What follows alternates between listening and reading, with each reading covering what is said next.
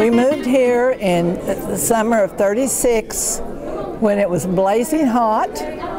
Our first little home is now where the Baptist Church is on 61st. A one-bedroom little house, no running water, outdoor toilet. And Dad was the vocational agriculture teacher. And on my first day of school, Mrs. Bumgarner, who lived down and around the corner, was walking Kitty Lou to school. And Mother had a newborn baby and my little brother, and she said, let me take her. So that's how I became close friends and was friends with Kitty Lou and, for many, many years. And who was Kitty Lou? Kitty Lou Bumgarner. Her mother later taught here at Union in the elementary school.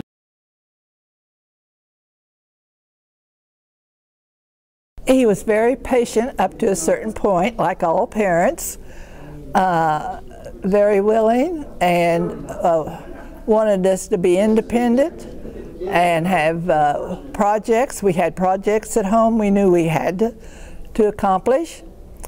And I know that he and Mom sacrificed a lot to get 5 of us through college. There's 2 sisters, Karen and Nancy, and 2 brothers, Bill and Jack, and both of the boys are dead. Daddy owned the land where Grove School is, and he sold it to get the rest of us through college. And we always felt that maybe since that was Daddy's land, that should have been his school. But it's in a nice area, and Karen and Nancy and I go over every year in November to their armistice program.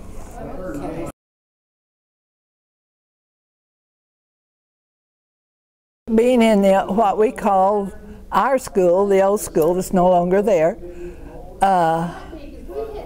we had outdoor toilets. We had no running water. We had running water that was put in a cistern and then pumped up.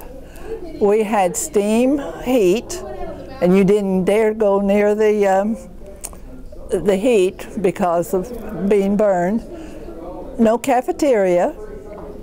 You had to buy bring your lunch, or there was a store on the corner of Mingo and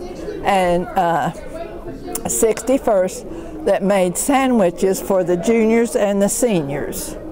And we were close enough that we walked to school, and we walked home for lunch, and we walked back to school, and we walked home.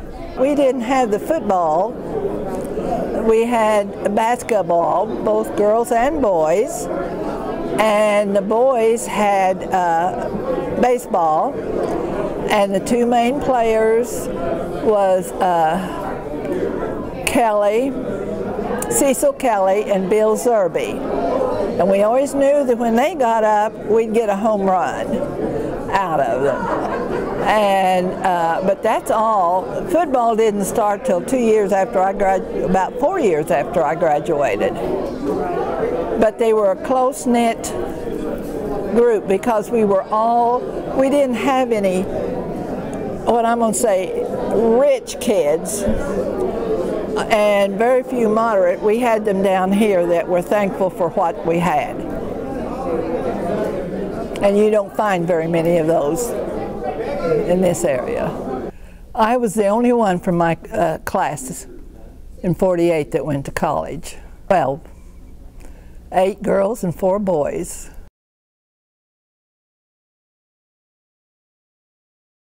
It was strictly bus and or walk.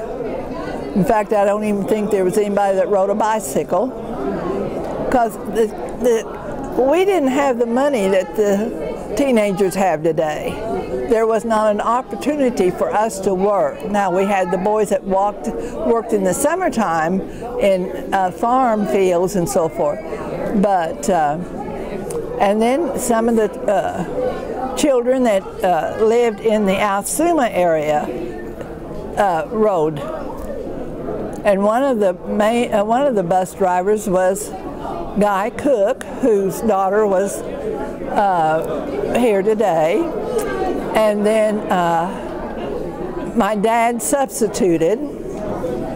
And I can remember that on cold days, snowy days, they would wrap their feet up in gunny sacks because they couldn't afford boots, and drive the bus for the kids.